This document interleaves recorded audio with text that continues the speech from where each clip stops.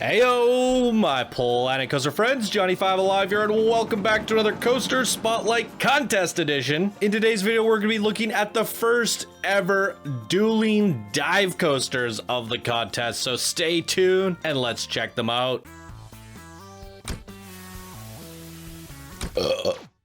Alright, welcome back everyone. Super excited about this one here today. Let's jump right on into it with Charismatic, created by Death by Suplex. And here they say, in the Dungeons and Dragons, there are two charisma-based fighting classes, the Warlock and the Paladin. These coasters are visualizations of these two classes. The Hexblade, making a dark pact to gain powers, and the Oathmaker, a Paladin maintaining a devout adherence to the laws of nature. So similar and yet so contradictory. Duel through lightning and flame. Boom. Ride preferences. The park should be set to 10:45. Both rides, it will be at that time if it's not. And then he says Hexblade is at 10:45 p.m. Whereas the other is a.m. And he likes Chase View for the Hexblade. Cool. All right, let's get into it. And here we are at the park entrance.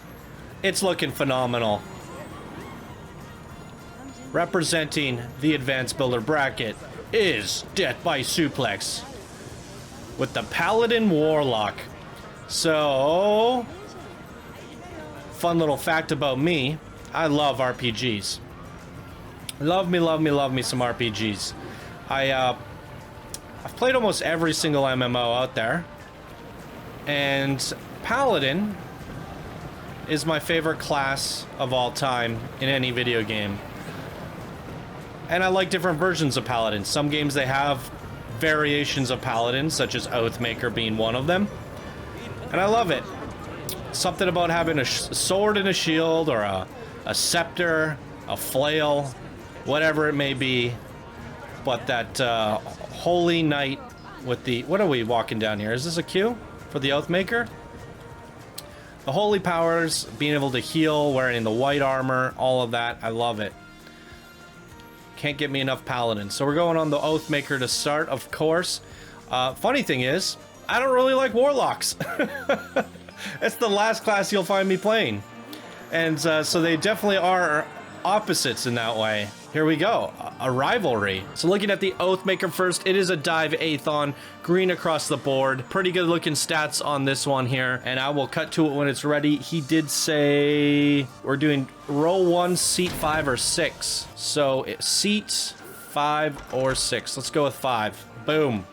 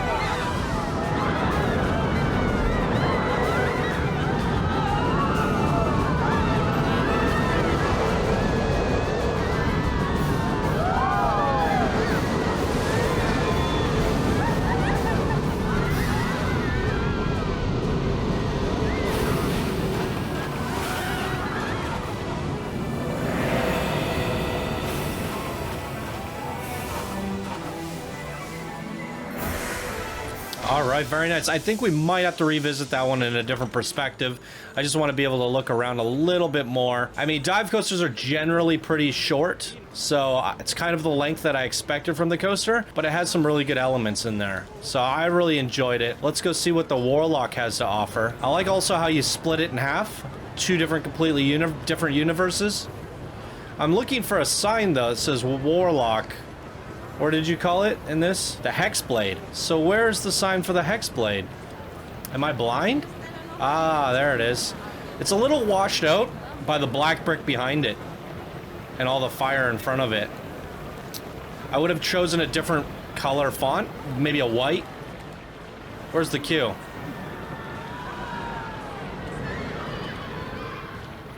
Yeah, it's definitely hard to read. It does not look nearly as good as the Oathmaker sign. You have it loud and proud, front and center, easy to read. This one feels a little bit more tucked away, hidden, and the color contrast is just not working. That's unfortunate.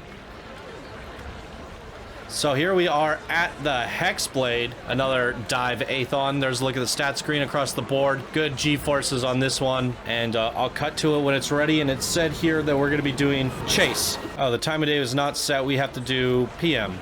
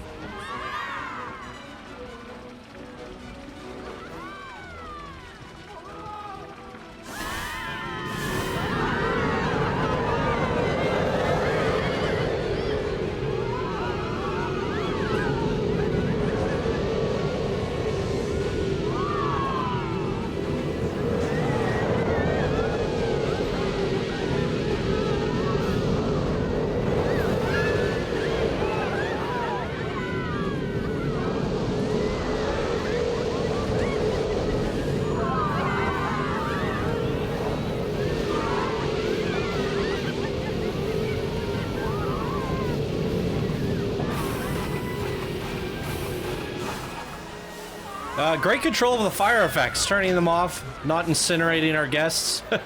Definitely one of my pet peeves. It stands out a little bit better at night because of that red lighting, and the basic shape art texture is a little bit different, so it does stand out a little bit more, but I don't think it's necessary to have that lava pouring down and the fire. I think you're just kind of over decorating it at this point. I like the simplicity of a sign that a sign can have. I think you can have the lava. I just don't know if it's bleeding of the letters is such a great idea, but that's just a personal preference for me. Just kind of obscures what you're supposed to be reading. Nighttime lighting is pretty freaking awesome. I love it. So many different colors going on. We're gonna go back to daytime and we're checking out, it's going up the lift now. We're gonna go back on the Oathmaker, and I just want to do a little bit of an orbit. Yeah, have a look around.